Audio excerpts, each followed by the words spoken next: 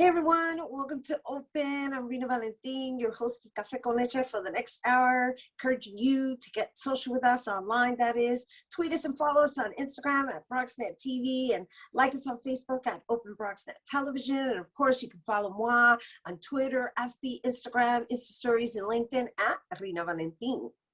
So throughout this past year, due to the pandemic, so many lives have been lost. And to commemorate those that have transitioned, a team of psychologists, artists, and creative therapists have gathered together to create the Crane Project.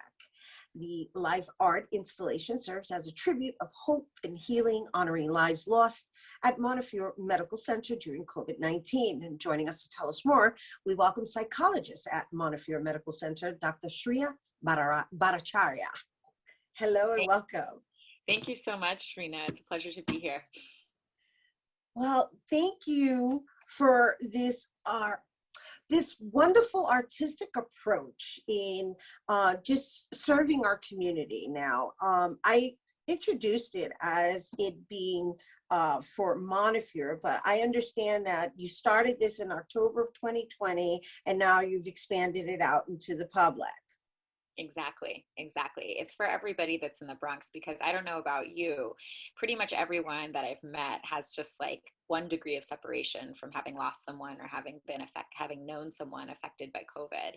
And so we really felt like, who counts as the Montefiore community? It's really everyone that's connected, that has, possibly works here, has a family member who works here, has a friend who was a patient here.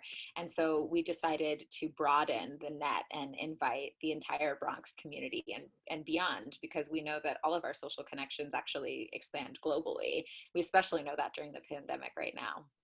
Yeah, you've definitely been connecting, to say the least. And so, but everything you're saying is so valid. And the term crane, right?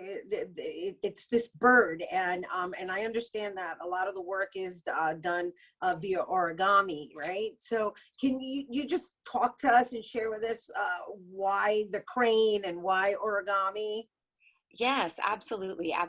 So when thinking about what we could do when funerals were canceled, when there were extra morgue trucks outside of the hospital and people weren't getting to say goodbye to their loved ones, when we were thinking about what we could do to just honor this mass tragedy, I remembered seeing multiple crane exhibits throughout the world that are a Japanese tradition to honor mass losses. In the Japanese tradition, 1,000 paper cranes are hung, and they symbolize hope, healing, and change in the midst of tragedy. These are hung in Hiroshima, they're hung at the 9/11 memorial, they're hung all over the world. So the reason we chose paper cranes is because it's connected. It's connected to what we're going through now, a mass tragedy, and it's been done before. And so we reached out to some folks that are part of the Japanese Arts Council and the National Asian American Pacific Islander Mental Health Association, and just kind of asked, what do you think about us,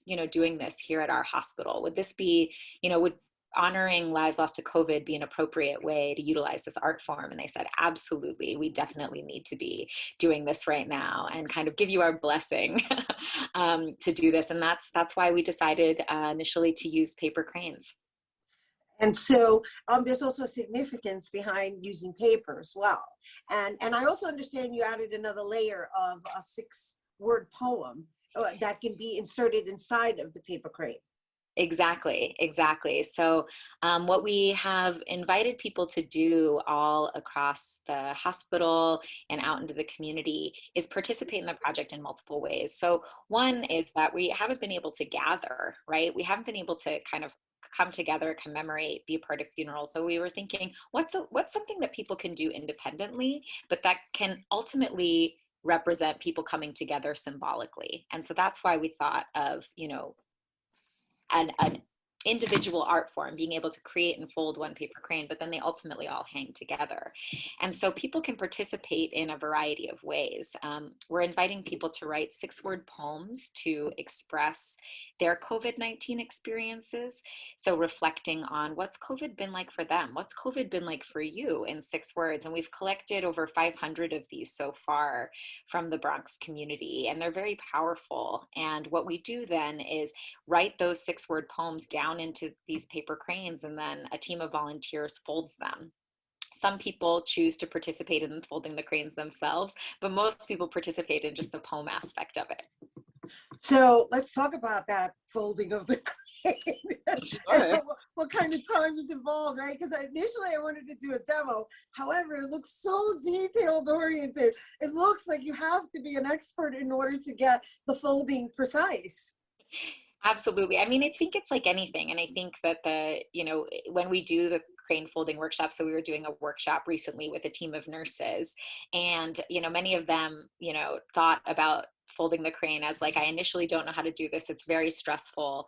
And then ultimately, when they got on the other side of having folded and created a crane after, the 20 minutes of going through the instructions and then making it, they felt so proud of themselves for having done that. And it really reminded them of when they were in the midst of the pandemic and how they felt, I don't know how to do this. I don't know, if we have the right tools at our disposal. And then they, everybody kind of figured it out. We made do with what we had and, tried our best. And I think that there's a lot of metaphor in the folding of the crane. There's a lot of metaphor in the experience of learning how to fold a crane and the mastery of having folded a crane.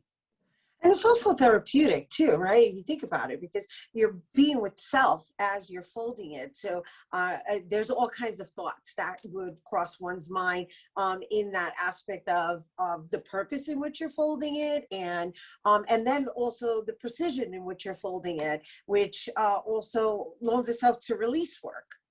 Exactly. I mean, I think that we find all the different aspects of participating in the project to be therapeutic. The writing of the poem and reading other people's poems and, hearing other people's narratives. And then sometimes in the midst of chaos, it can be really helpful to have something be very concrete and very organized and very rule bound. And I think that that's what the folding of the cranes provides, is in the midst of this chaos where we don't know how to organize it, there's actually really clear rules. There's clear rules. There's something clear that you can kind of put together, and that can help us feel a little bit grounded in the midst of chaos. Especially within communities. So how many cranes have been made thus far? So we've made just over 1,000 Wow. so far, and we're just continuing to make them as we continue to get poems in, and as we prepare for the unveiling of the full exhibition in the main Montefiore Gun Hill lobby. Okay, can you just show it to us one more time so that people could see the crane that we're referencing? And so the words would be inside of the crane. Exactly. So we write the words down inside of the poem, inside of the crane, and then we fold it. So everybody's voices are held inside these cranes and then will be displayed. And then there will be a monitor that's displaying some of the poems that people have written. And so you said it was in the Children's Hospital right now? Yes. So we have a mini exhibition right now in the Children's Hospital. And then you said there's going to be a grand exhibition in the main hospital. What date was that? So that's going to be coming out the last week of May. And so people will be able to see that from the street. They'll be able to walk by, Gun Hill lobby and see in through the windows. They'll be able to see the exhibit and also be able to go into the hospital lobby if they're inside the hospital and be able to look up and see the cranes there. Oh gosh, you're so soothing. You're such a soothing person to speak to. Of course you are. You're a psychologist, and I want you to know that you inspired me to write something down. I got my 6 words. Oh, you did? I would love to hear it. What did you write? What did you write for your 6 words? My 6 words that came out of me was silent enemy woke me up inside. Silent enemy woke me up inside. Wow. That is so powerful. What does that mean for you? I have to ask. I know we're not doing a crane workshop, but I just feel curious. But it's wonderful that we can share it on air. So should someone need to just be in this moment. What that means to me is that we were basically forced to operate from this introspective way, from an introspective way. So I had to dig deep down inside and just be with myself to get to this place of just balance. Yeah, absolutely. That makes a lot of sense. Yeah, definitely just trying to spend that time with yourself and in a way that you probably never had to before. Um, and it's a whole new way of being. I really hope that you submit that poem on our website so that we can include it in the project. I will, especially since I literally wrote it as you were speaking. I hope I was paying attention, but I was like, oh, I have to get this out of me. So thank you for bringing it here to our viewers, and thank you for allowing me to share in this moment. And I just want to share with everyone else. Thank you once again, Dr. Sriya Bhattacharyya. I want to make sure I say it right. And I did. And for you guys, if you're interested in participating in the Crane project, all you have to do is visit tinyurl.com, my Crane poem. Once again, that's tinyurl.com, my Crane poem. We do have to take a quick break, but when we return, we'll hear about a book following the different love wars of women. Don't go anywhere.